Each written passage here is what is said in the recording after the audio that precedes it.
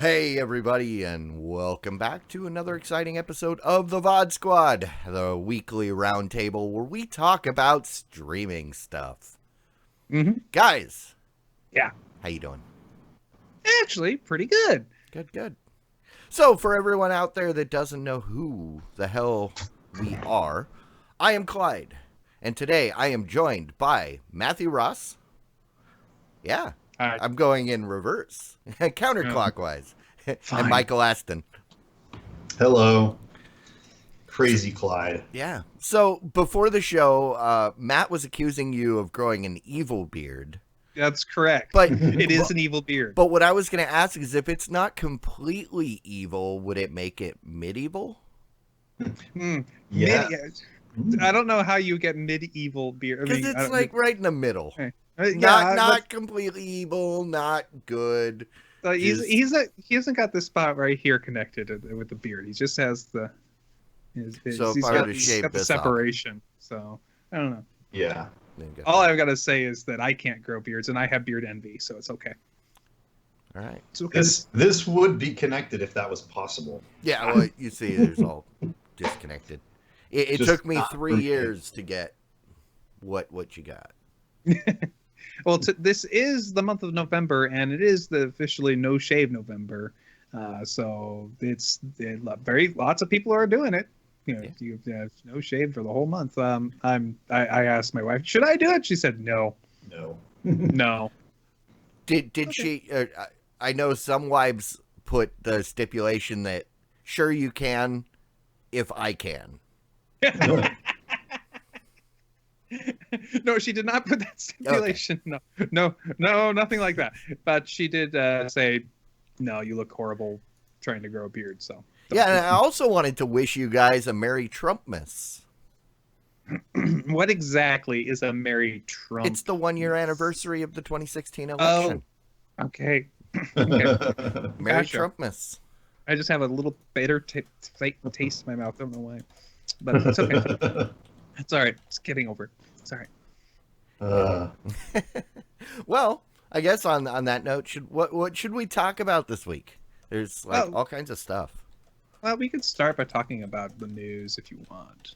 For example, we could talk about the fact that we've been getting a lot more of these affiliates for various local channels like ABC, NBC, CBS, and even Fox have been coming to more of the different cord-cutting solutions like PlayStation Vue and DirecTV Now. In fact, we just got an announcement that Nexstar, which is the second largest one, just announced that they are going to be coming to exactly DirecTV Now and PlayStation Vue.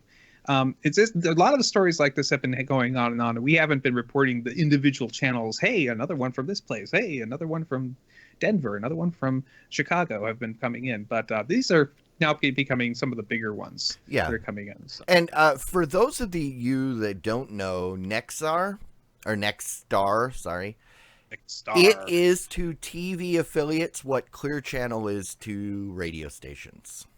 They own like the vast majority of the affiliates across the country.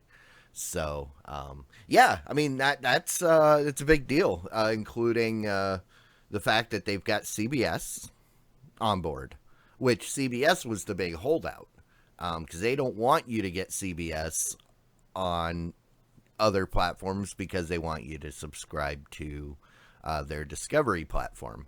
Well, and yeah, so because I know it was like a couple weeks ago, I got a email from DirecTV Now saying, hey, your local NBC affiliate is now available, and I went, whatever. So, when these affiliates become available, does that mean that, say, as a PlayStation Vue user, it will just stream that whole ABC stream, all Yeah, it the would time? be your Or is local it TV really stream. So it what's would be that? like it would be your local TV stream, just like if you had cable. Over the air? Yeah, so Or an over local the air? news and all that stuff. Okay. So yeah, obviously I realized that you would get the local news and stuff. I just was validating that all of the regular shows also there that you currently. So like on PlayStation View, I can get ABC on demand, but I can't get it like the stream of what is on right now. I have to wait until it's available as an on-demand show. I have to sit through the commercials. I can't DVR it and skip the commercials or anything like that. So that's super annoying. And Hulu TV is the same way for ABC. At least I think it's ABC that we've been watching Dancing with the Stars on, and it drives me crazy. I mean, the commercials are actually longer in these on-demand solutions than they are in regular things. I mean, you're talking 240-second commercials, which is 4 full minutes, whereas usually you're only looking at about 3 minutes for commercials. It's enough to make you not want to watch TV. See, and that's why I completely fell in love with Hulu, like when I went commercial free, because I'd always been okay with Hulu until it went commercial free, because I get all of anything that I would have watched from a local affiliate other than CBS, I get already through Hulu, and I get to watch it whenever I want without commercials. And Right.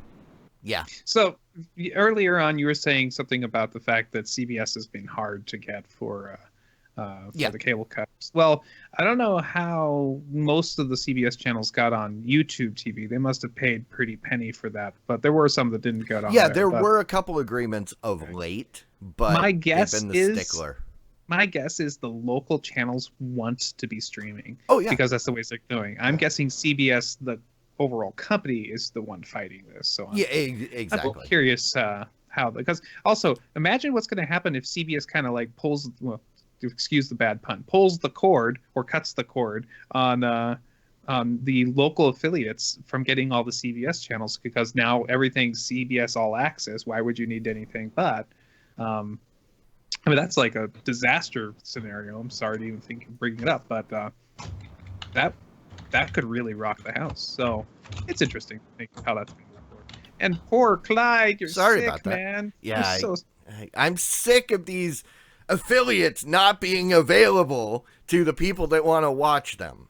And I'm sick of them not being available wherever I want to go and plug in my devices and use it wherever I am, because darn it, geographical restrictions.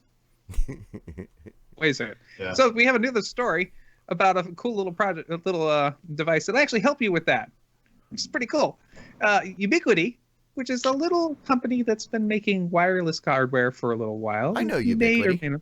Yeah, they've like a bunch of Ubiquiti wireless route or access points right back there. Yeah, they're basically disrupting the market by making decent Wi-Fi for cheap, which is kind of cool. Mm-hmm. Some of the higher end stuff is better for different things, but for most people, they're awesome.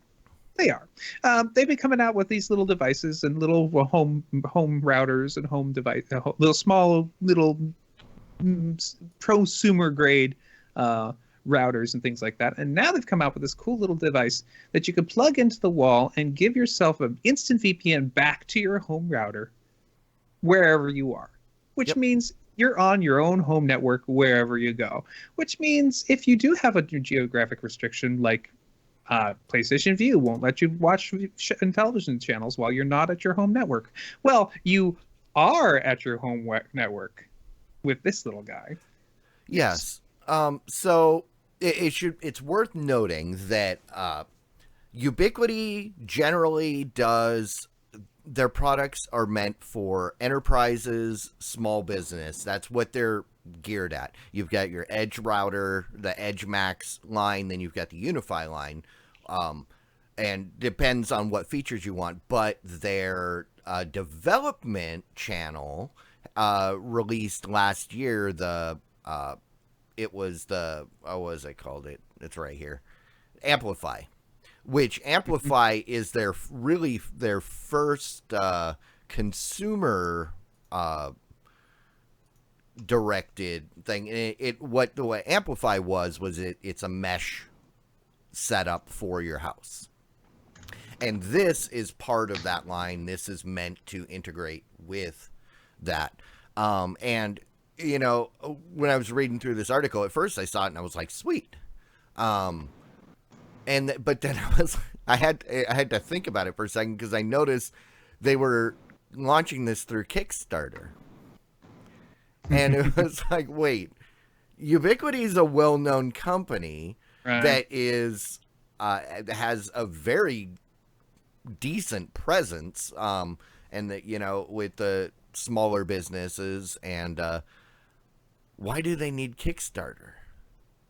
But that's a good question. But well, I mean, that's ultimately that seems to be the pattern that companies are going for when they aren't positive that they really have a good enough market, and the development and effort necessary to get this product produced and marketed is maybe they aren't sure that it's justifiable, but somebody at their company has said, hey, we think this would really work.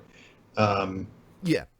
And that's where I was going to go, is the fact that once I thought about it, I realized, oh, wait, this isn't Ubiquiti, the company. This is their like R&D test, like throw everything at the wall group.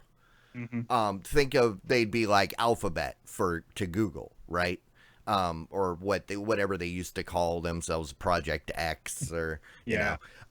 And so they can go direct to market, and they can engage the people that are actually interested in the product, and they can put it up there, and if nobody wants to buy it, then okay, screw it, we won't make it, you know? Yeah.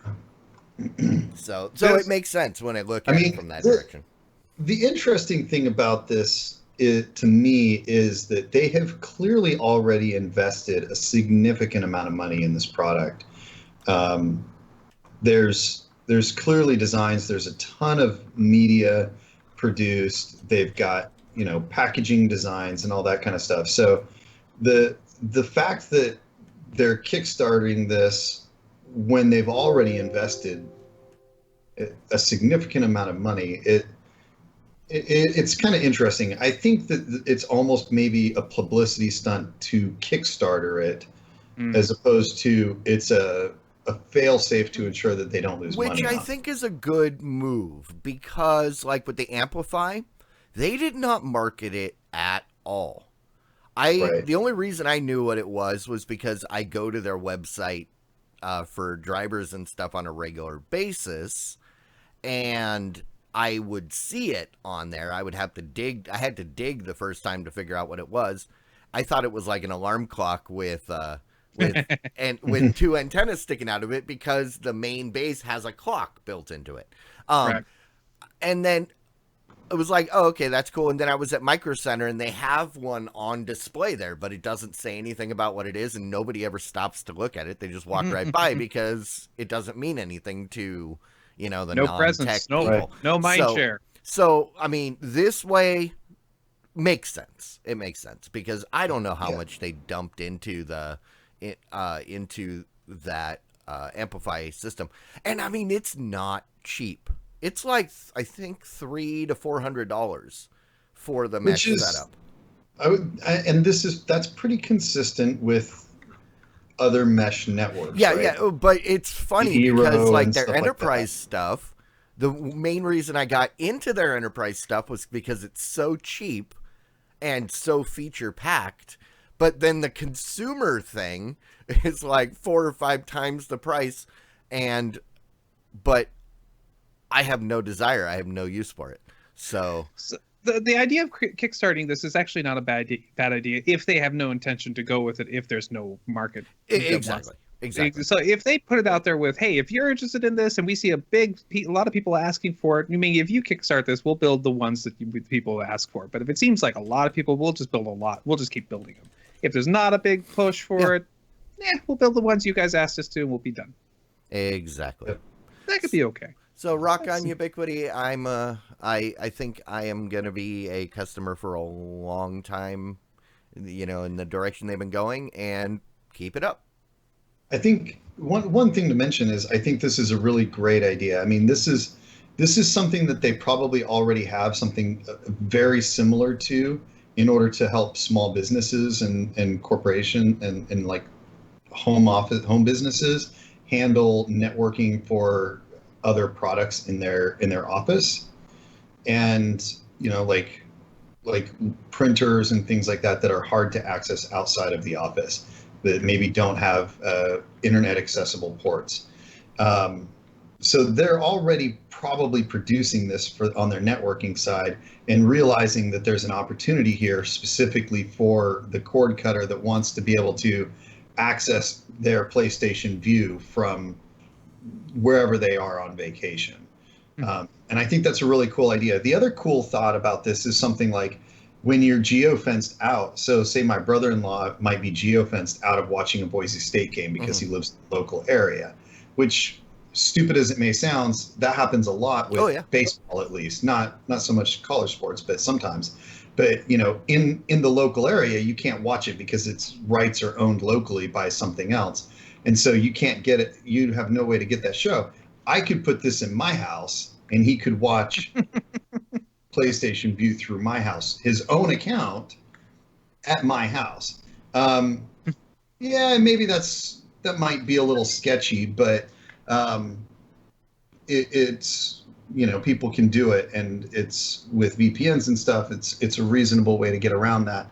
But the other way is totally legit, where you have it in your own home and you go on vacation and you want to be able to access something that you have the legal right to view at your house. Well, now you're effectively at your house no matter where you are. So. And also, it's been mentioned in the chat that this can be done. You can do a lot of this stuff without any kind of special hardware, but it's not easy to do, and it's even harder to configure remotely. So if they make this easy and out of the box for people, it's a pretty cool idea. Yeah, and that's the big thing, that it is, you just take it with you. And you can put one, if you're the type of person that has multiple places that you go on a regular basis, you can just put one and leave it there, and you're connected. You're on your home network. So, yeah, this reminds me of the original Sling box, but for your internet rather, or your home network, instead of like your home DVR. Absolutely. So, the only thing is that that it does seem a little on the expensive side. They currently don't offer it with, at least in the Kickstarter, they don't offer it without the HD router. No. So you end up paying a minimum of $200. That's not the mesh setup. That's just the base HD router. Yep. And this teleport, which is about. I mean, that's about what I would guess it would cost, because like I said, the mesh setup is $300 to $400. Right. And so, yeah, you're looking at half of the cost, and then you get a couple of the mesh antennas, and you're right back to what you would have paid for the mesh setup without this teleport. So the only thing that what I'm getting at, though, is that not offering it separately means that you have that extra probably $150 price tag that you wouldn't necessarily have if you already have like a nice AC Wi-Fi router, right? So you wouldn't necessarily need to get their router, but you don't have that option. So you end up paying $200. No. I believe this only works as part of this is proprietary. So you need their router regardless. So I believe that if this Kickstarter is successful, they will probably sell it separately for people that already have the Amplify setup in their house. But I believe it's proprietary. You can't use it with other routers. Yeah, I mean that's certainly not necessary. They could certainly manage to build it in a way that wasn't the case. So that's kind of a little silly, but it's still a cool idea. And if you're looking for a router or are shelling out $200 for it, then it's a pretty cool idea. I guess it's actually like $270 without the early bird discount. So, All right. Well, so we had this big story moving on about AT&T, and they're working on the bid to buy Time Warner. Yeah, we just talked about that. Just a little company, just a little merger, no big deal. Well, I thought they were good to go. They got Brazil on board, and that was like the final nail in the coffin, right? That's right. I forgot about Brazil, but anyway, apparently the Justice Department stepped in and said, not so fast. They've got in and said that they might not allow them to get in there. In fact, they're pretty much saying no, unless they have they've got listed a couple things they could do that would allow them to make the change. We'll say they didn't say no. They said, if you want to do this, there are concessions, and that's pretty normal. I mean, AT&T, when they who is it? They grabbed somebody else many years ago in the cell phone world, and they said, well, you gotta, when they merged with Singular, they said, well, you can't just do this, you gotta do this other stuff, which they did. Right. So what do they have to do? So they have got a couple options that have been passed around. One was to just drop CNN. Just completely say, yeah, you're fine as long as you spin off CNN and let it be its own thing. The other option they said is, of course, you just drop DirecTV Now, which is well, no, it just said DirecTV. Oh, it was the whole DirecTV. I wonder if that includes now. Let me double check. I'm going to scan this. AT&T could set off DirecTV, the satellite television provider that it bought 2 years ago for nearly $49 billion. But AT&T Time Warner executives say privately that such a concession is not realistic, given that DirecTV and its DirecTV Now streaming service would be critical to the combined AT&T time. So, I was going to say, because if they had to sell off DirecTV, I would assume that would include DirecTV Now, which then brings into light what we were talking about, 2 weeks ago, when they lost all those cable subscribers, but it was okay because most of them, 300,000 of them, signed up for DirecTV Now. But then if you have to sell off DirecTV, and then now you just lost those customers to get Time Warner. And then all of us AT&T customers that are only using DirecTV Now because of the cheap deal that we got leave. And so that's not good for DirecTV. And I'm very hopeful that this doesn't work at all. I mean, for the people that live in areas where your only options for internet and TV and stuff are Time Warner and AT&T, the idea of having it completely consolidated with zero competition, and granted, the competition isn't significant already. They operate very much like utilities, and it is very much, it may as well be a cartel. Well, they've literally been granted monopolies in territories. So they do not directly compete. Only the format competes. So cable to satellite would be a direct competitor. But if you're in the AT&T area, it's not a competition anyway, because DirecTV and AT&T Cable are essentially the same company. So, well, Time Warner Cable and Time Warner Television, or internet and television and stuff, are available here, as is the AT&T Uverse internet and everything. So I have two choices. Lucky you. The prices are, again, effectively the same. They don't really compete with each other. There's, like I said, it's basically like a cartel. They set the price and they stay by what the other company is doing. But that, at the same time, at least I have an option. If I get really unhappy with AT&T, I can switch to Time Warner, like I did recently. If this goes through, that's not an option for me. I no longer have the ability to do that. Now, I don't know if Time Warner's internet service went to a company called Spectrum here. And I don't know if that was something that was a national buyout of Time Warner's internet, or if that would be if Spectrum is part of the Time Warner parent now and would be included in that. Verizon became Spectrum because Verizon sold off their stuff and crap. I believe Spectrum is the Time Warner. Someone tell Jimmy I can't add him in. Otherwise it'll break everything. Yeah, okay. Yeah, so I think certain territories became Spectrum, but I don't know. I don't know how all that works. So Bright House Networks and Time Warner Cable became Spectrum. Oh. I don't know what Bright House Networks were. So it was Time Warner Cable. Yeah, I remember Bright House. And so I wonder if that is included in this deal. Again, nope. I mean, no, it would not be part of this Time Warner. Time Warner Cable, or now Spectrum, is not part of this No, they're their own separate entity. Okay. Well, that at least would reassure me a bit.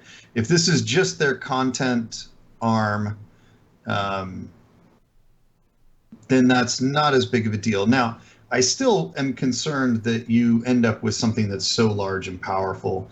That's not always the end of the world. It's not always that big of a deal, but it certainly has potential to be abused and to be problematic.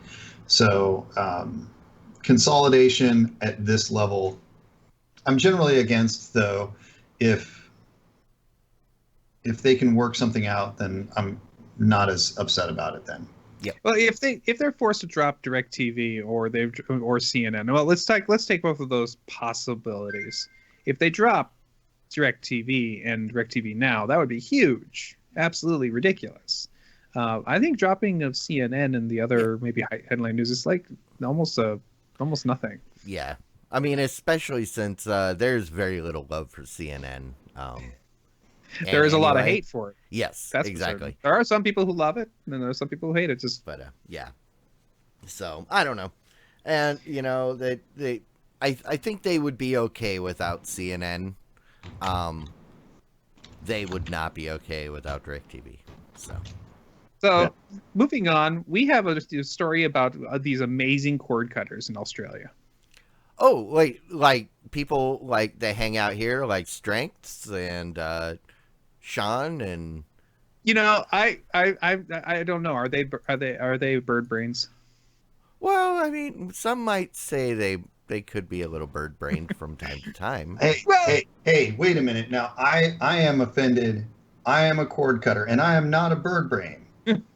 Okay. Are you trying to say that all cord cutters are bird brains? Because no.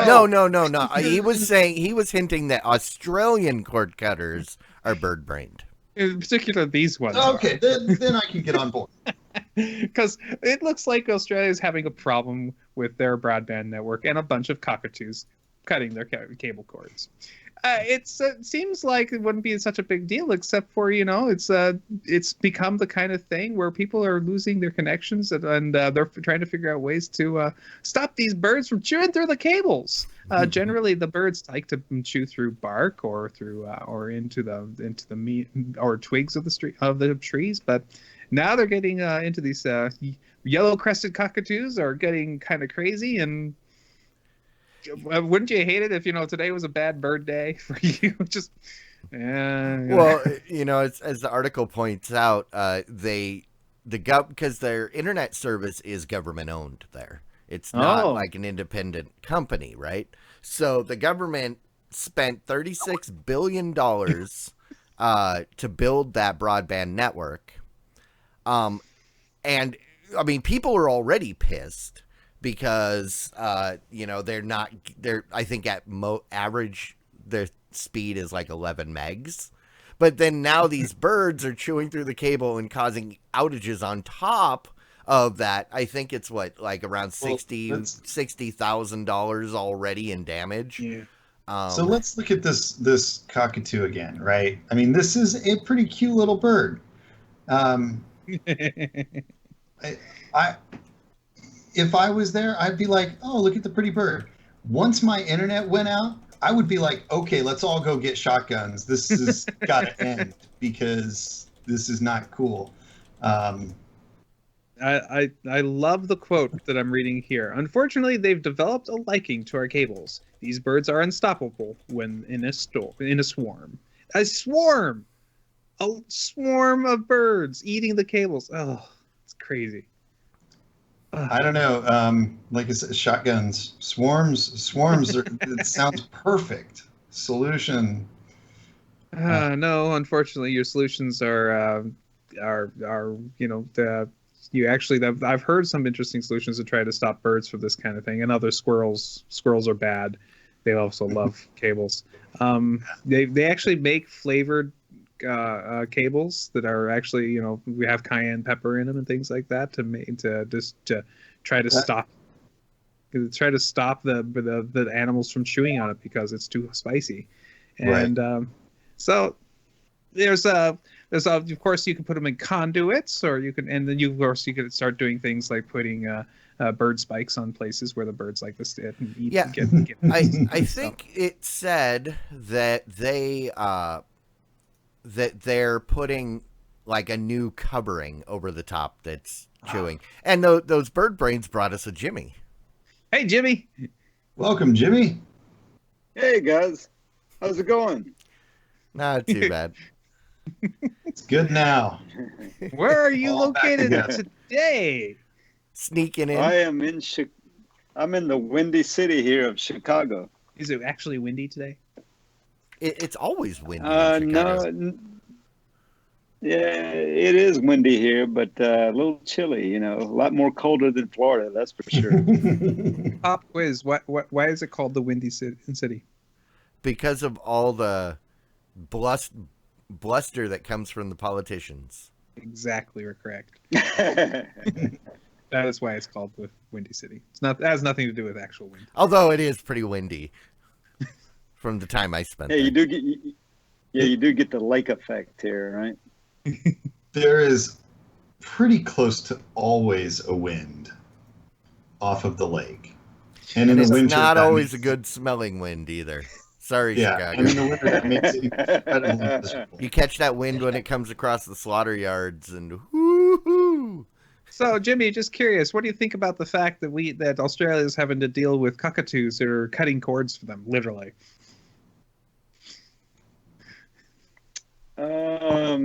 Cockatoos cutting cords for them. Literally yeah, chewing yeah. through the cables. Yeah, well, Says something for wireless ISPs. I got to tell you something about that. yeah. Well, that's a good point. I mean, it's got to bolster the wireless industry, shouldn't it? But you got to remember, this is it. That's I don't know if socialist is the right term, but the ISPs are a utility that are owned by the government, so there is no competition. It's not Right. like there are people that say, "Oh, well, hey, we've got a better solution for you." Now they Right. spent taxpayer money to build this infrastructure, and the birds are eating it up. Wow. Oh no, it sounds like a kind of problem. They'll figure it out. They will. And then I know it's taxpayer money, but that's fine. If they're making infrastructure with it, that's better than other things they could spend it on. Quite frankly. Oh no, that wasn't my complaint. My complaint was that there is no competition, so it's not like another company could step in and say, "Hey, we've got the solution. Come on over to us." I bet you another company could step in and offer a wireless ISP. I don't know. All right. Well, I'm going to move on to the next story. We have Amazon introduced another Fire TV stick. Yay! What? They did. They said, "Hey, everybody, we have one more Fire TV stick for you, and it's called the Fire TV Stick Basic Edition, which is not really intended for us in the States." It's basically the old It's the old Fire Stick without Alexa, repackaged for use overseas. Right, and the reason why is because this one they can. It might have something to do with getting rid of old inventory. That's possible, but that's the conspiracy theory. But they can, since it doesn't have Alexa, they don't have to have all that, all the languages figured out for to talk. And I think the always listening is problematic legally in certain countries. And I think that may play into it. Yeah, I know. Now, And there's. Go ahead. I was going to say, now I didn't get a chance to read this article, obviously, Okay. but so are they charging separately from the Amazon Prime subscription that us here in the States have to do, or is this a standalone service from that, or is it included? No, this Or is the is it device. included with countries Yeah. that have Prime? Yeah, actually, they've recently expanded greatly for their Prime service, and so this is available to every country that has the Prime service available to them. And so this is So just the device, Go ahead. the basic version of the device. So the stick, and it just allows you to get the smart TV functionality. The thing for me about this is that, yeah, I suspect that there's a lot of legal implications as well as, you know, general privacy concerns. A lot of the European Union countries, or maybe the European Union as a whole, has rules about privacy and stuff. So the always listening thing would probably potentially be illegal in much of Europe, and other countries. But there's also the question about whether or not people would feel comfortable having something listening to them for any amount of time in countries where, you know, you've got maybe a less than stellar government that might be willing to or wanting to try to take advantage of something like that. At the very least, the suspicion would be there, even if they felt like, even if Amazon was doing a really good job of making sure that wasn't possible, a lot of people would be concerned about that. You get that even in the United States, and, you know, we all know that the NSA is listening to all of the Amazon Alexas all the time, anyways. Oh, of course. That's why they got that 4 zettabyte facility out there at NORAD, right?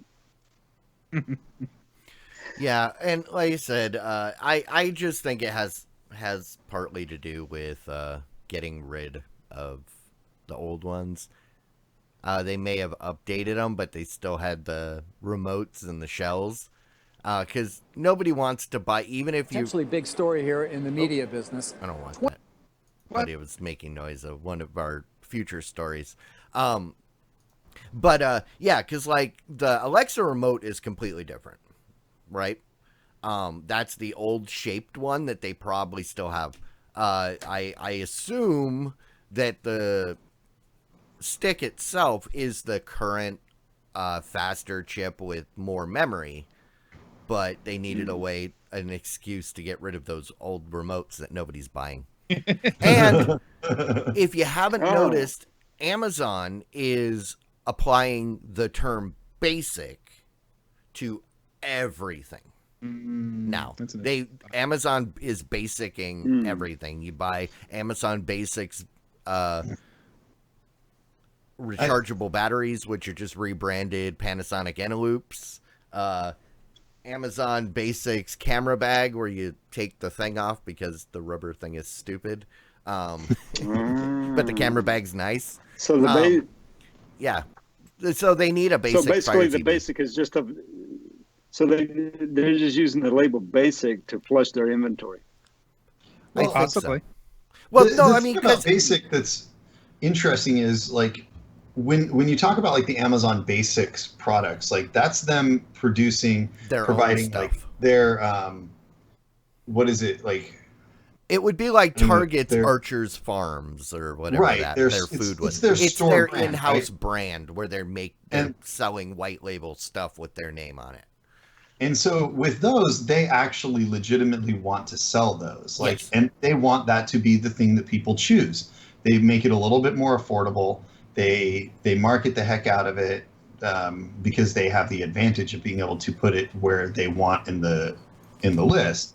And so that's good. This is interesting to me. I think as a general rule, when it comes to technology and things like that, when you have a basic version, people generally, a large percentage of the population kind of is like, yeah, I don't really want the basic. I mean, that's the cheap version. I kind of want to get the nice version. And so then you end up with things like Pro and Elite, like the Amazon Alexa Pro. I don't know enough about this to feel, because of your statement about basics. My assumption would be they want people to look at this as this is the bare minimum. You probably don't really want this. You want to step up to the next level in places that's a viable option, like in the United States. They don't want people in the U.S. to buy this. They want everybody to spend the extra $20 or $30 to get the Fire TV. But this is it. This is at $50. It's the same price as the one with Alexa. Yeah. So yeah, I was just saying I wasn't saying that it's part of the basics line. I was just saying that they're on a roll right now with attaching the word basic to a lot of stuff. So it makes sense that they would have a Fire TV basic, but yeah.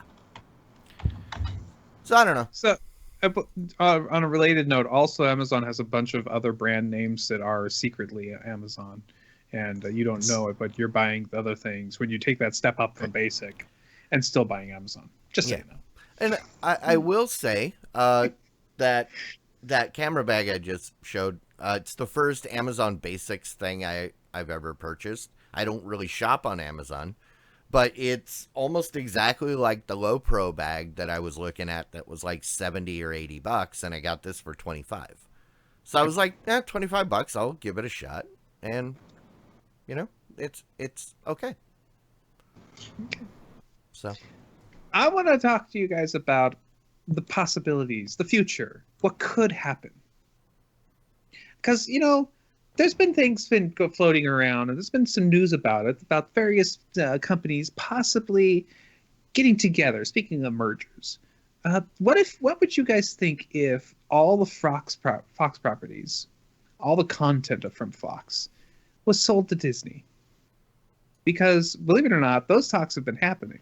And that means a whole lot of consolidation of a lot of content, if you really think about it. See, that's why they've been making such a big deal about the AT&T Time Warner thing, is its distraction. Whenever the media is talking about something a lot and over, you need to look around and say, what don't they want you to see? And that's where you see the Fox Disney deal. Now, hey, just a second, Clyde. Do you have pins for your tinfoil hat club? No, you don't need pins. They're custom formed. Okay. No. I want to wear a pin. Oh, a pin. Oh, I could probably get you something. Okay.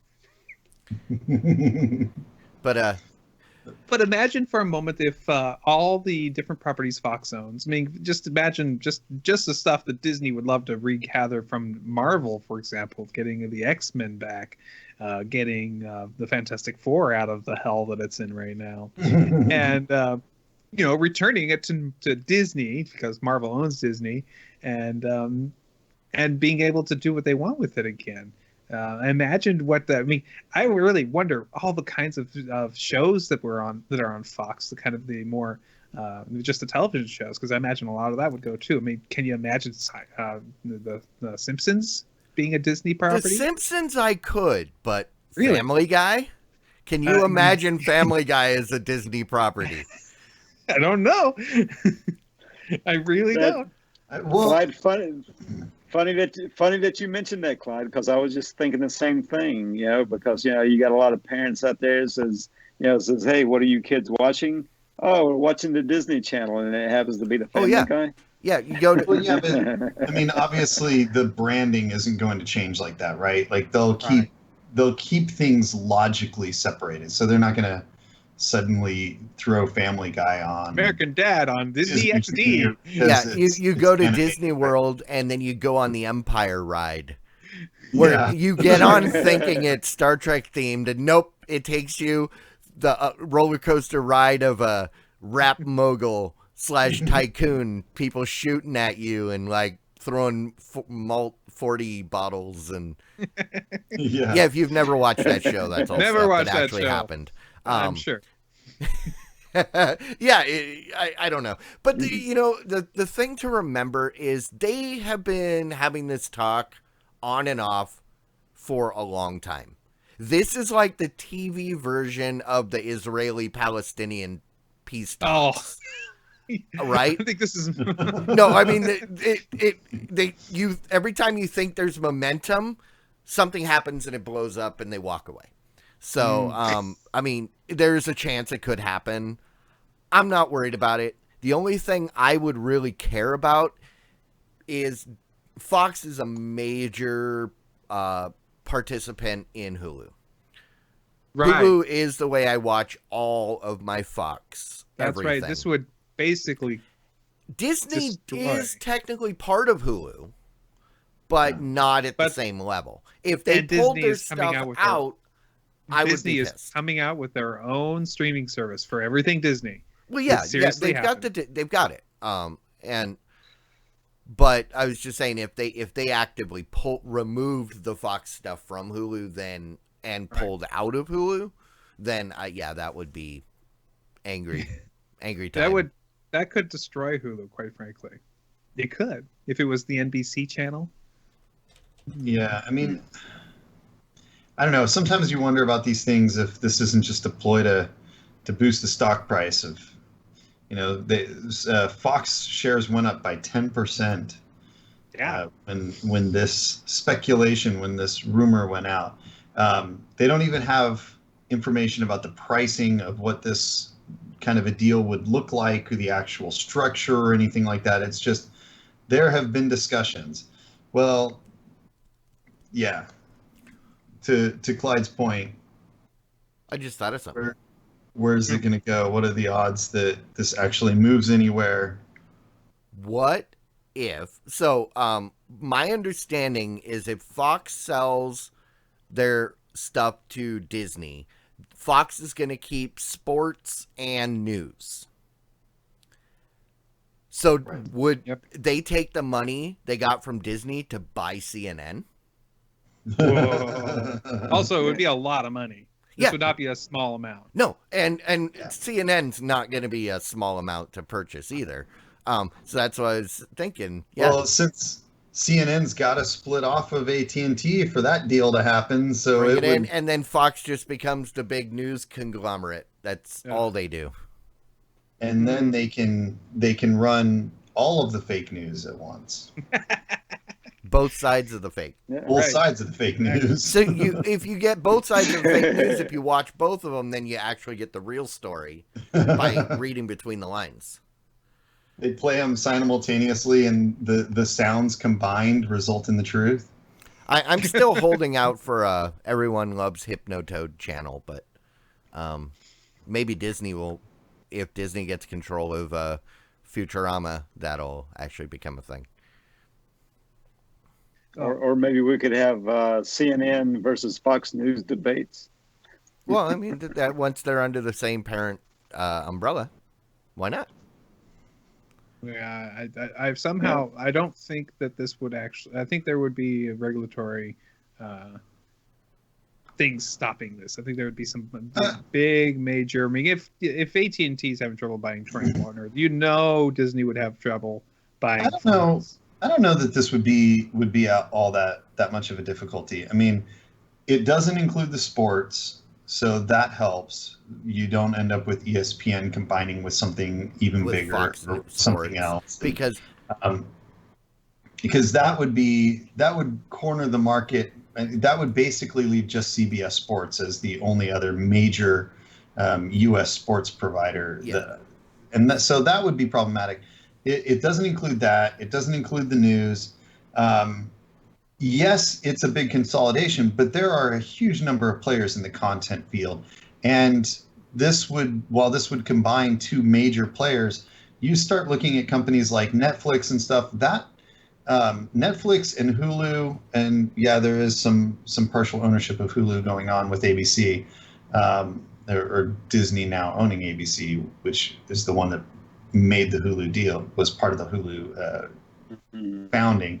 But you've got also, Amazon and stuff. It would be hard to argue that this would be something that would shift the content creating market when you've got such big companies that are kind of quote unquote upstarts, right? Yeah. That are able to come in and do so well. And that's, when you start looking at being, monopoly type arguments, you're saying that this would make it impossible for other companies to compete. And when a company can come in basically out of the blue, like Netflix, and become a powerhouse in the content creation field, that's a hard argument to make. Yeah, I wouldn't say you could just come out of the blue and make yourself a content creation. No, but how many years did it take Netflix to go from being nothing to being a powerhouse in the content creation world? But Netflix is different because Netflix was first. Mm-hmm. So since they were there first, they were able to plant the flag, and then everybody else was playing catch up. Hulu came in after that, and Hulu did not come in to create new stuff. They came in to carry the NBC and the little bit of CBS and the Fox but they stuff. now create new stuff, and they do a decent job of it. Yeah. They are successful at it, and Amazon Prime is very successful at it as well. But Amazon is dropping huge amounts of cash to do this. Not anybody can just come in here and do this. No. I don't think it's that easy. I'm just saying that this is proof that companies can still compete in this industry, and this would probably that would be an argument that would make it easier for them to get through this thing through. Okay. I don't think that they have as much of a hurdle as the AT&T Time Warner merger, where there's large infrastructure networks and stuff like that are involved in that. Well, yeah, the thing to remember, and a lot of people don't get when it comes to like the Department of Justice or whoever's stepping in and saying, no, you can't merge. It has to do with competition and whether or not you would become a monopoly. A monopoly just means that you're unfairly too big. See, like many years ago, AT&T and T-Mobile were going to join forces. It made sense because they use the same infrastructure. That would, it would be easy, but that was shot down because there were only really 4 players in the market. That would drop it down to 3. With cable TV, or if this were Time Warner Cable that was joining with AT&T, it would be different because then you're dropping that down. But in the case of Fox and Disney, you're talking movie studios, television. There is no shortage of competition. If Fox Studios, 20th Century Fox or whatever the movie studio is called these days, was under the Disney umbrella, there's still an entire Hollywood of different companies that are large players, your Paramounts, your Sonys, your, Lionsgates, whatever. So it's not like you're now down to 3 players, because then that would be a problem. But I see that the Disney and Fox suddenly that just gets a huge amount of the IP out there. They've already, Disney already is sucking up the IP with Lucasfilm and the Marvel mergers. So imagine everything that they get back with Fox and new things they get with Fox. It just seems like a huge piece of that pie. And so I don't know. Maybe the Justice Department of the United States would be like, whatever, it's cool. Time Warner doesn't own Star Trek, right? They actually own. No, that's Time Warner. That's Paramount, right? Fox. Oh, you're right. Paramount is Star Trek. You're right. Yeah. So Fox owns Star Wars. CBS. If they owned Star Trek, and that was being bought by the company that owns Star Wars, then that would be a clear monopoly, and there would never be the possibility of that, because then no other space shows could ever be made. But since that is not there, then we're okay. But here's the beauty. The beauty of Fox selling their content to Disney is, number one, Fox owns distribution right for the original trilogy of Star Wars movies. Yes, they do. They'd be coming home reunited with the new movies. Right. Fox owns X-Men and Fantastic Four. They would be finally reunited with Marvel. Then it's just Spider-Man, right? Like No. that's the only Marvel product really still kind of hanging X-Men. out over at Sony. No, but what No. I'm saying Oh, is, it's Sony. You're right. if- You're right. It's Well, Sony. Yeah. that's if you. there's like four Marvel properties that aren't owned by Disney, really, right? There's Deadpool, there's Spider-Man, X-Men, and Fantastic Four. 3 of those 4 would be coming in, Yes, 'cause leaving Deadpool just Spider-Man, right? Exactly. So that's the one So you- thing that you're kind of right now. That's pretty big. I think that's huge, especially considering the level of success that Disney has had with the Marvel universe and the level of failure that other companies have had with their Marvel products. In fact, I mean, look at how many times Spider-Man has had to be rebooted because they haven't done a great job with that. The failures in Fantastic Four are legendary. Yes. Even the X-Men, and I think Wolverine is also owned by them, right? Like that's the same X-Men. Yeah, he's the part of same the X-Men. group. It is. The Wolverine movies are hit and miss at best. The X-Men movies have been, Very successful. hot or cold. Yes, but successful financially, but they've not as a whole been good movies. There have been a few good movies of all of the 5. I think there's 5, right? I actually don't know. I've lost count of the X-Men. but- There's so many. But of the movies, they haven't been universally good. No, but what has been good is the TV shows like Legion on FX was excellent. I'm currently watching The Gifted on Fox, which is after the X-Men. They keep saying, the X-Men don't even exist anymore. You think you don't, which is more of a hero show, but it's great. So what they need to do is they need to move all of the movies over to Disney and all of the TV shows over to Fox, because the Disney TV shows like what was the one on ABC, the Agents of Shield. Yep. That was only okay. There was some good episodes early on, but it got pretty weak by the end of the first season, in my opinion. Move those shows over to Fox and let them run the TV, and move the movies over to the Marvel Cinematic Universe and tie all that together, and we could all be just totally happy. What do you do with the shows that's on Netflix?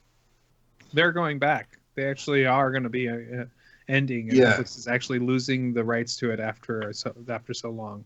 So they're going to have to. They're going to finish their runs, and but Disney's not going to make anything else on Netflix after these shows. So we're not going to see a Defenders second season? Oh no, you're going to see. No, they've got that agreement. They're going to make it as long as people are watching it, because that's money. Yeah, I thought that. But nothing new.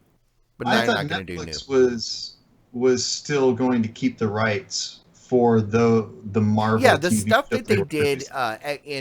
in unison, they both share.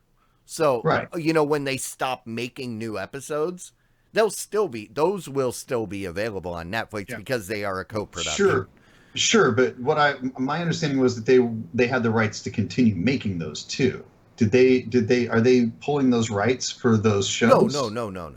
No, he was saying that they're not going to do new properties. Right. They're done. Right. They're not going to get anything more than the 4 or than the current of the Defenders group. No, they're going to keep making the ones that they're currently making as long as people are willing to watch it. Right. And then when it's done, Netflix is done. Nothing new is going to come. Okay. That's what we say now, but you don't know how things change in the future. So, well, I wouldn't. You mean count it new out. outside of the Punisher?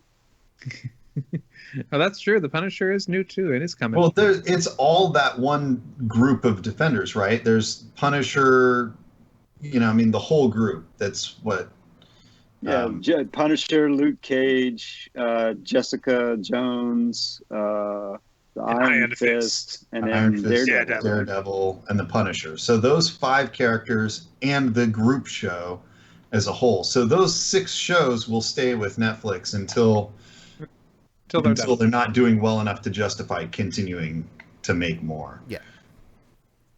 And but the thing is that that kind of stuff obviously can always change, right? Because if Netflix shows that they're the ones that can manage to make good TV shows, then it's entirely plausible that some things will go back there.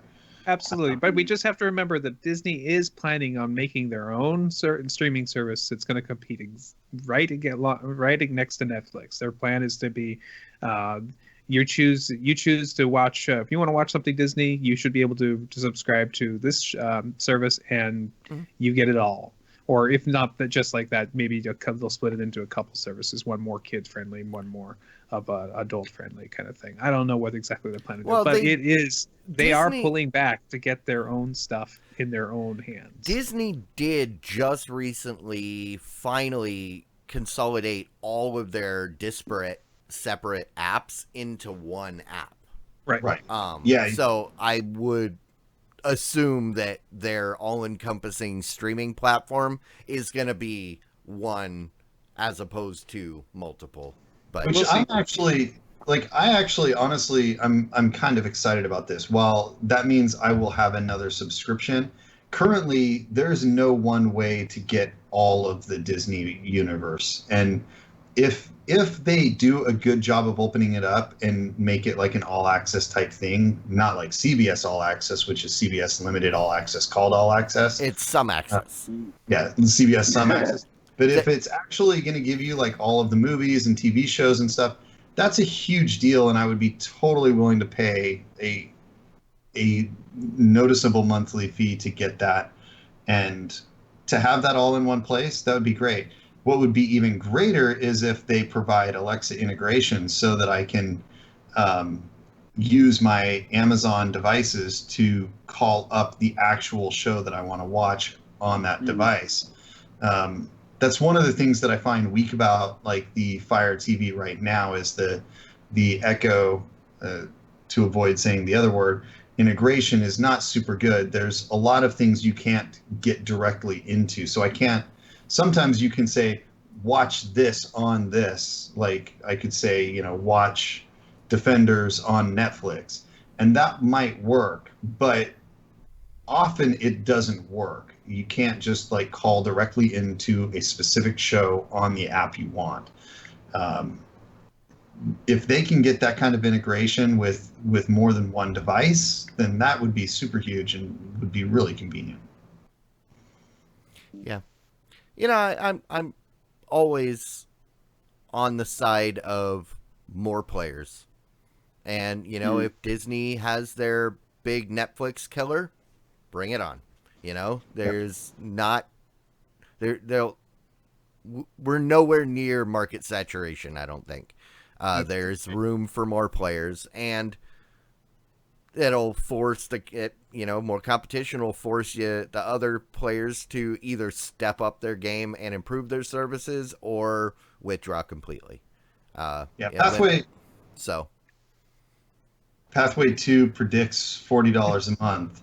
Hopefully that's not an actual prediction. That would be a little too steep. If this sticks around to the 10, maybe even up to like the $15 range, then I would be totally on board.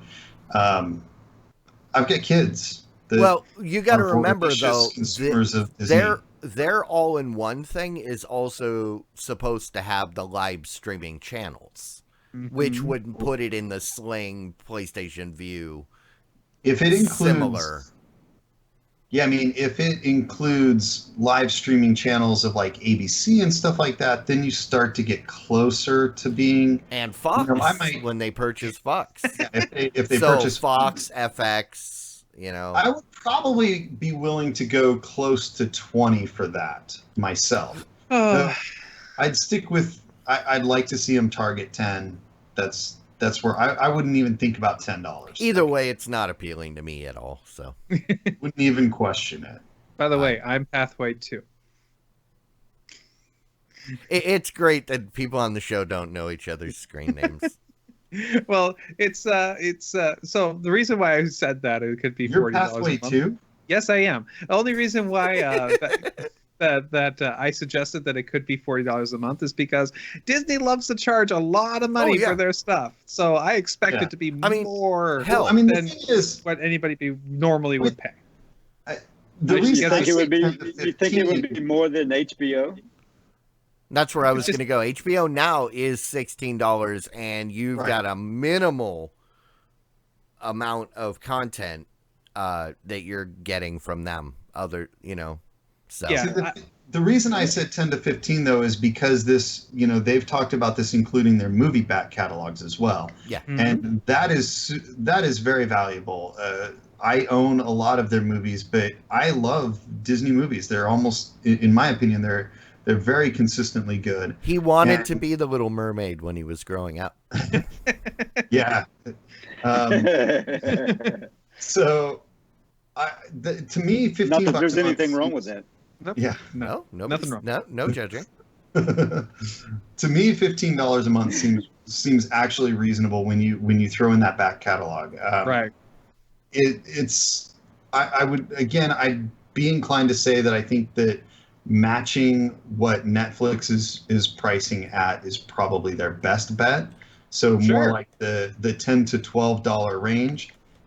Their content quantity and quality is on par, or perhaps even slightly better than what Netflix has right now.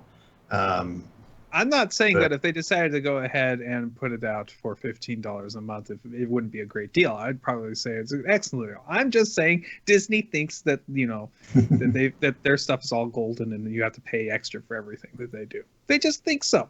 I'm not saying that they're wrong per se. It's gonna be more expensive than what you originally thought you might be paying for it. So be prepared for $40 a month. Maybe for the joke, I should have said $100 a month, but whatever. Yeah. No big deal. Because how much is a Disney movie that they've released in 1936 cost? How much does it when you want to go buy yourself a copy of Snow White when you get the DVD? Well, if it's out of the vault at the time that you want to buy it, It's then like it's, $20. Minimum 25. They always charge more. No, it's not really. I would say they're priced the same as every other movie on opening day at Target. Go to Target, get it for $18.96 or whatever it is Target and Walmart charge on release day. Okay. Yeah, I can't remember the last actual Disney movie I saw. Oh, I did take my kids to see that Let It Snow movie. Let it go. Yeah. Or go yeah, ahead, let just it go. Let it go. Let it go. Let it snow. All right. Any other Frosty final? the Snowman? No, actually, I think Let It Snow was Fred Astaire and Gene Kelly. Yeah. Or maybe I'm thinking of Holiday Inn. But let's not put Christmas music in my head, please. Please. all right. So I think that we'll put the final nails in that conversation and move on.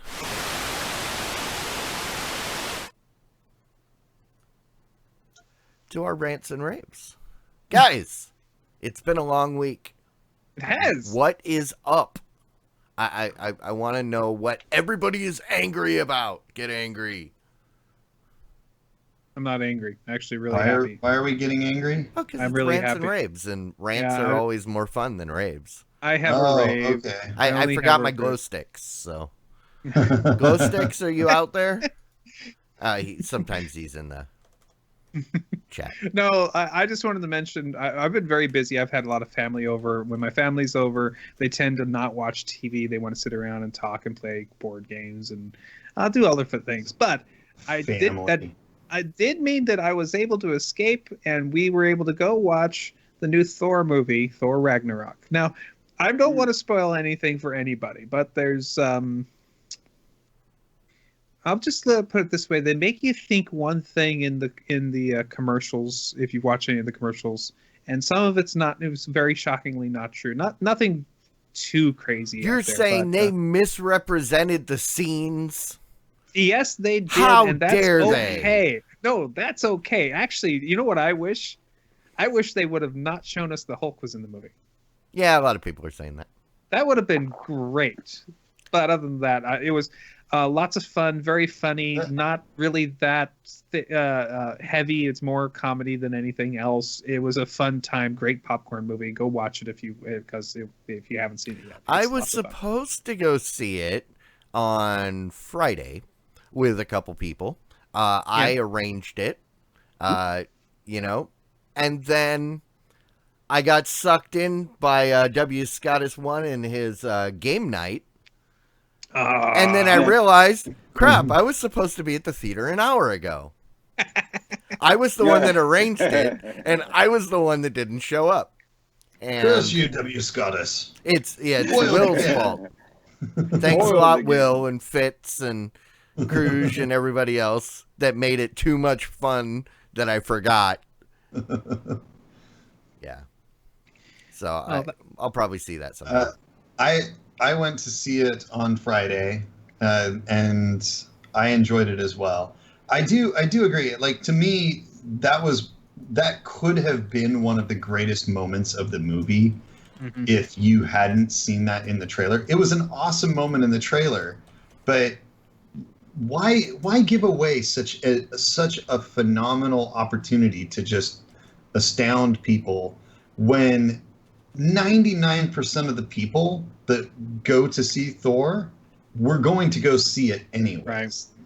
You don't convince very many people with trailers on movies like Thor. That's already got a very established customer base, and I don't think that many people are going to be swayed by that. Okay, you got to remember, and I learned this a while back, and it actually makes a lot of sense, that when you watch a commercial for something, they're not actually selling that thing to you, because people aren't really tuned in. So, like, think of like a car. You see a Ford truck on the TV. Very few people are actually convinced to buy a Ford truck because of that commercial. But what they do is, if you're already thinking that, hey, you know, I'm kind of interested in a car, that Ford truck commercial reminds you, oh, I should check out that new Cadillac. So, you know, you get that Thor commercial out there. Yeah, a couple people are going to be reminded, oh, yeah, there's a Thor movie. But a lot of other people are like, oh, you know what? We probably only got a few days to go see Geostorm. We should probably get out there now, right?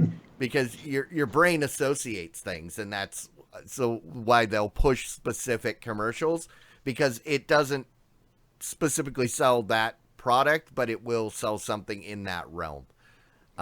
Gets people motivated. As it may, you still don't have to give away the greatest moment of the movie. And that wasn't necessarily. I honestly think that would have been the greatest moment of the movie. If all I know is the trailer, and now I know something from the trailer is the greatest part of the movie. But I'm not going to go see it now. The movie overall is great, and it didn't ruin it. But my point is, that would have been outstanding to get that surprise, like, in the movie. That would have just been really good. And I think that they just totally screwed up by taking that out. That would have been also, like, the fact that I saw, I haven't even watched the full. I only saw the trailers that I saw in front of other movies, and then I saw something with the doctor guy with, like, the messed up hands. So like, apparently he's in it too, and it was like, what? Oh, okay. Yep. I did not. I guess I didn't see a version that showed Doctor Strange in it, and so I was happily surprised by that little kind of bit of the movie. So I don't know. I feel like that's one of those things that. This is why I don't watch trailers anymore when I can avoid them. I don't remember what I was watching that showed that, and I was super annoyed that I saw it. Pay for Hulu, no commercials package, and you don't have to see any of the trailers. Yeah, that's what I do. Well, it was. Yep. I would recommend people not watch that trailer, except now that we've talked about it extensively in this show. Even if you haven't watched the trailer and haven't seen the show, too late. Sorry, guys. No, it's not too late. We really haven't put too much into. If you haven't seen the show, too much. If you haven't seen the movie and you haven't seen the trailer and you're like, is it good? Yes, go watch it, enjoy it. It's pure entertainment in the best way possible. It's not too heavy, it's not too crazy. It's just fun. It's a lot of fun. Totally. Agreed. All right, who's got something else? Jimmy, what you got? Well, I got something I can kind of show. Hopefully, on this hotel Wi-Fi, it'll show up okay. But I actually bought an iPhone 10. He got the new iPhone. Wow. I thought you were holding up. I thought you were going to hold up your screen to show us something on the screen, and I was like, it's a phone that's turned off. So yeah, it looks a lot like my V30. So I've got a question for both of you. All right. It's quite simple. It appears that you have a case on that $1,000 phone. I do. Okay, good. Clyde? Nope. These phones were designed for a specific reason. And then you'd say, oh, I know better than the designer. I'm going to throw this big clunky thing that defeats the entire purpose of the design of the phone. Yeah. No. One thing I'll say is that the case I have is a clear one. So no, I'm not talking aesthetics. I'm talking you're tactile, making an assumption. The feeling, the slimness, everything that it just, yeah.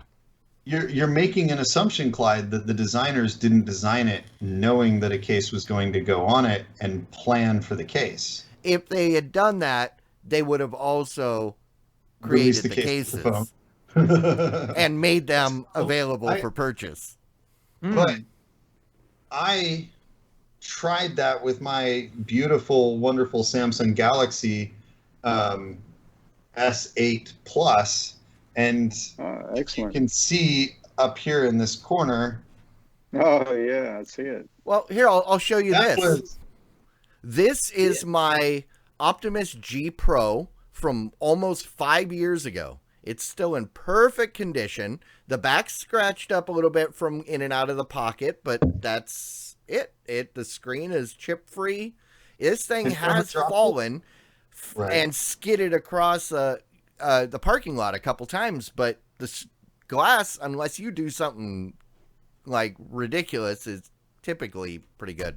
Yeah, I would agree with that. As a general rule, I've had a smartphone, or I've had cell phones for 20 years now, and never once have I had a screen break until this one. And it is a flaw in the Samsung Galaxy S8 series. I would strongly encourage people to carefully consider whether they want that phone, because 3 generations of LG. they have this beveled edge. It's curved, and that puts a significant weakness in the corners of the glass. That's the thing that I'm worried about with this V30, which is essentially the same innards as the Pixel 2. It's just less bezel when the screen's lit up. But is the glass flat? No, it's curved, sort of. It's raised up and then curved down on the edge, but the bezel is rounded around, completely wrapped around it. So the screen does have a little bit of it's rounded, but it's not rounded around the side like those Samsungs. Yeah, I've talked to a number of people that have had this phone and had the exact same thing happen, like tiny little drops, or not. Like in my case, I'm not sure my phone was ever dropped. Like my kids may have knocked it off of the end table once.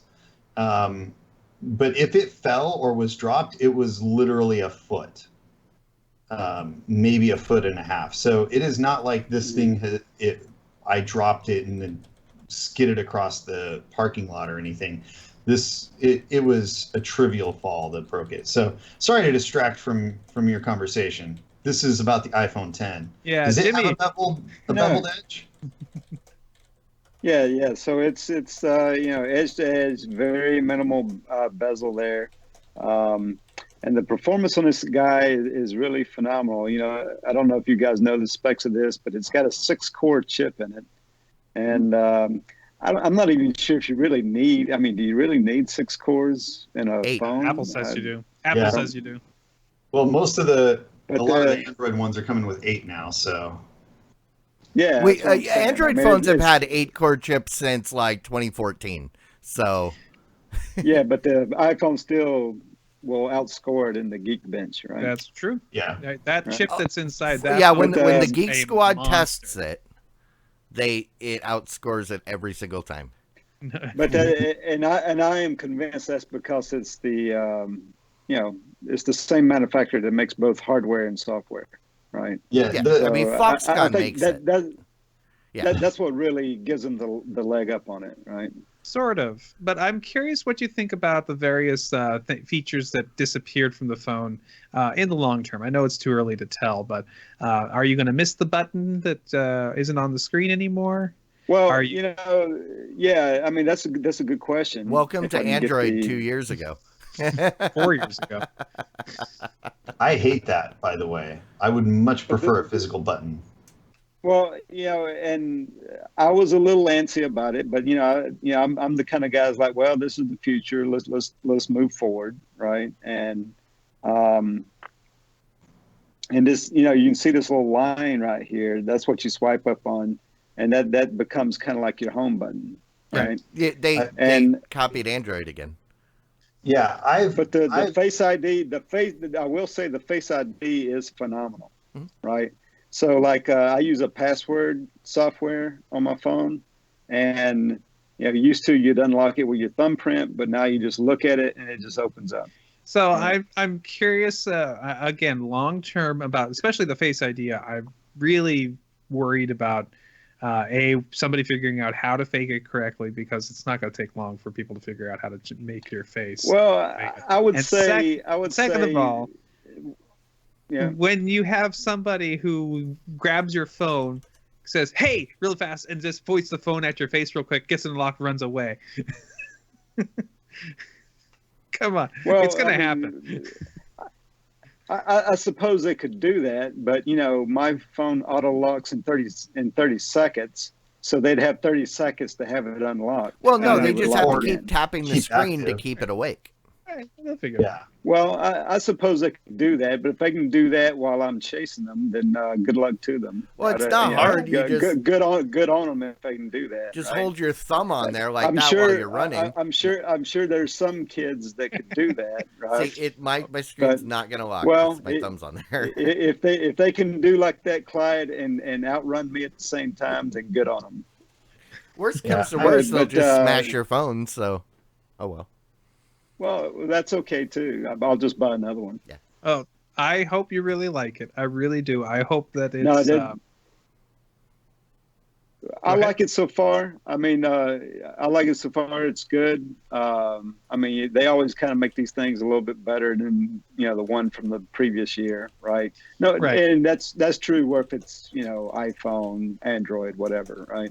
But I do like it. I do like the Face ID, and what I started to say about the Face ID. Yeah, facial recognition has been around, right? But this one is a little. I can see the difference in this one. The facial recognition that the other phones had could be picked out by just a simple 2D picture of someone, right? This cannot do that, right? I'm trying to unlock my face. I'm trying to unlock my phone from my face on there. And it's not working. It's not working, but then this one here actually does. Yep, there it is. The interesting thing about this one actually uses tensor equations to map out your face, right? Yeah. So and it does like 30 different points on your face, to where prior to this it was never that much, right? Hence the reason why it could be defeated a little bit more easily. So that part of it, right? The nerd in me, right, likes that part of it, right? Is it that much better than anything else overall? No, it's not. I mean, the top of the line Android phone will perform just as well as this thing. But I am impressed with seeing the ball go a little bit further than the one before, right? So in that regard, yeah, I like it. I've had it less than a week. I got it last Friday, right? I wonder who did you beat up in line to get that thing, or did you? That's just early. Yeah, pre-order. That's just setting your alarm clock and get up and pre-order. And actually having your bill paid. So I know I know you guys don't follow Night Attack like I do, but both Brian and Justin set up their alarms. They got up, went to purchase their thing, and both found out that their bills were past due. And I can vouch for, because they're both on AT&T, and AT&T AutoPay has been ridiculous this last year. Something happened this year, and you'll log in and it'll be like you like the point that they made, and this will be my rant, because I recently had the same problem when I went to go purchase this a couple weeks ago. It said, hey, you owe us like $400, which would have been like 2 months worth now, right?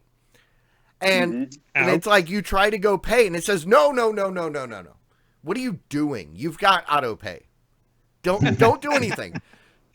But you owe us $400. But no, you can't pay with a credit card because you've got auto pay. We'll take care of it. It's like, obviously you're not going to take care of it. And why have I not gotten any notification that I owe you $400? Mm-hmm. Yes, my bank account did seem a little bit more free the last month or two, but yeah, why are you not auto paying? And I went in and I turned off the auto pay. And I will piggyback on that, Clyde.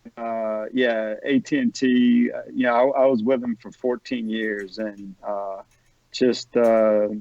when I first signed up for them, it was a pretty good service, but then over the years, it kind of got worse. Or, all the other carriers were making improvements while AT&T seemed to remain stagnant. That's true. And I, just wanted something better than that. Hence the reason why about 2.5 years ago I switched to T-Mobile. Yeah, and we've had that conversation. I'd like to switch to T-Mobile. It's just, it's not feasible for me. I've got reasons that I keep finding more and more reasons I can't leave.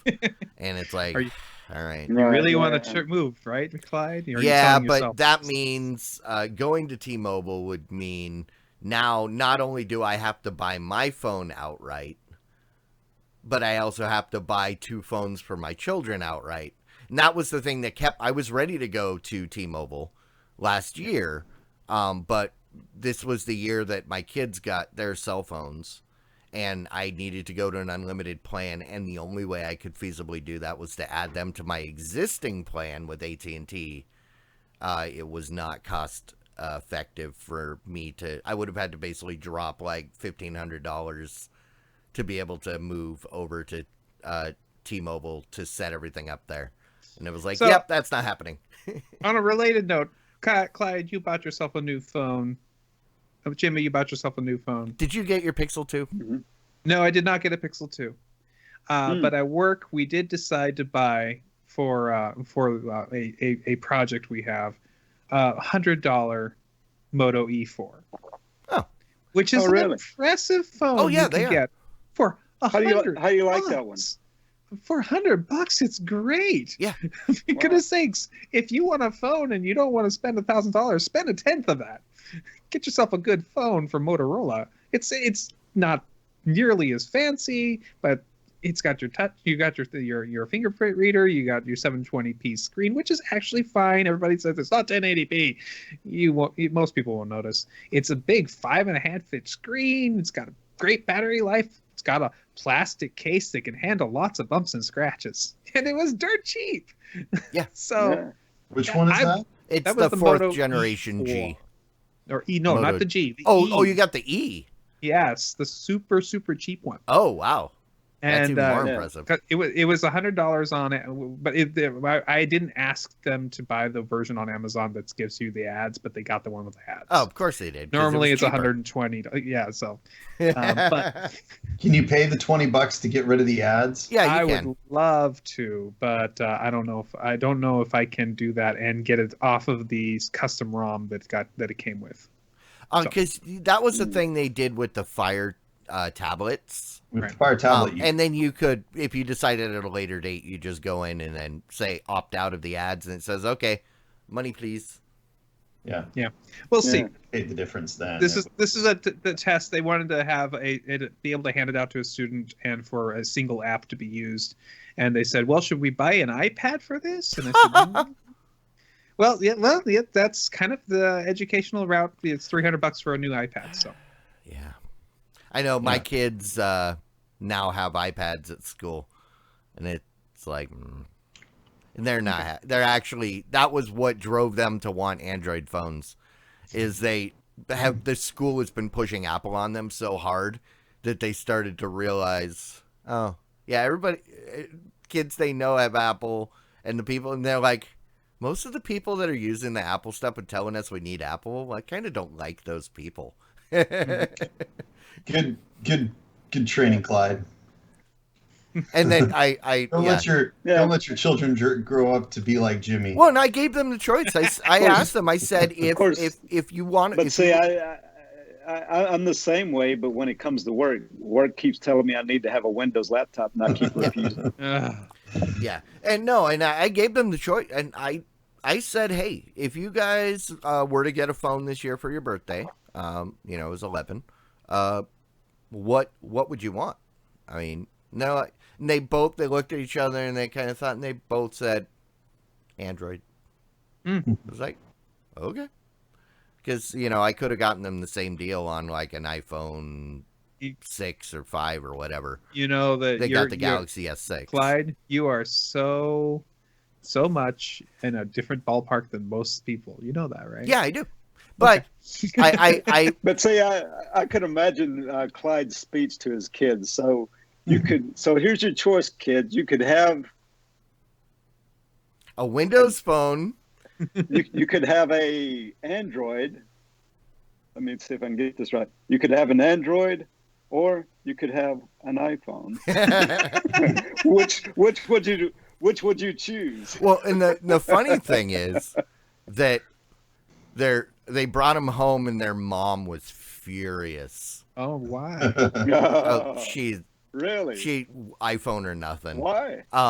Yeah, but she's also. Well, see, I don't go that far because I won't go too deep into it because in public. Right. But yeah, I wouldn't say sorry. Furious wasn't the right word, but yeah, she was like, I don't. How she messaged me at one point and said, "How do I?" And then a list of. She wanted to check some stuff, and I was like, but yeah. No. All right. Well, hey, why don't we wrap this up? Guys, thank you so much. Jimmy, thank you for coming in at the midpoint. Yep. Glad you were able to make it. Sorry I was late. No, it's cool. Sorry I was late. It's cool. Yep. But yeah, those of you out there, we are back every Wednesday, 9 p.m. Central, right here on Twitch. For past episodes, you can go over to YouTube. We have almost all of our past episodes, all of the past episodes that are technically available. You just have to do a little search for the VOD Squad. If you'd like to reach out to us, congratulations or suggestions or gripes, whatever, you can reach us on Twitter. Twitter. The VOD Squad.